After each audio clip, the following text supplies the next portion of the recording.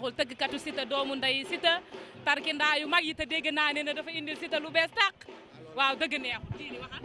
nuyu naa la fay naa la. di kontaan seen teewaay xam nga waa Africa Channel yëpp di nuyu téléspectateurs yi seetaan affaire bi après di bëggee ñëpp di wax ne kontaan nañ seen teewaay yee comme d'habitude rek parce que Siteu moom yaakaar naa ne moom phénomène la ama jinne la macha allah sa lu mu def rek yàlla da siy teg loxo quoi affaire bi sax ay cat da see xawam tuuti ay retard seno beeg yooyu noonu mais lépp yemb na ñëw na mais sinon heure bi moom ñëw na bu yàgg ba lii sax di ñuy wax waxi jeex mais yàlla baax na.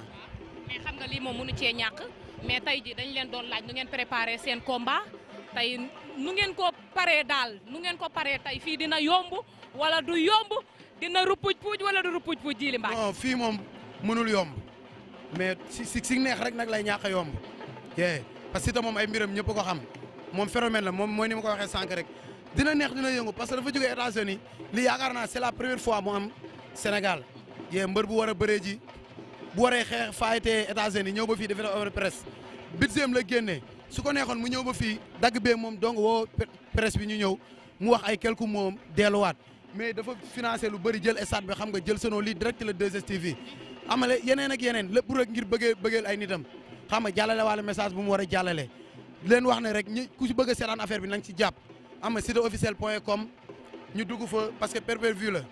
ñu dugg fa jëndal affaire bi 4000 la seer na seerul ñi ko am nañ si jàpp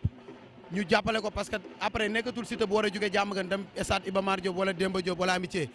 Amérique lay dem drapeau Sénégal lay xeexale kon na Sénégalais yëpp jàpp ñu jàppale ko mu am ndam ñëw. waaw kon Djily Mbacké question yi kii bi leer na waaw kon ñu ngi lay wax après kon ci kanam tuuti fii di du yomb. à quelques instants noonu la nga koy waxee léegi fii wàcc. fii dina wàcc de. non dina mel ni mbàccum gerte. oh sa xel kom jaaga.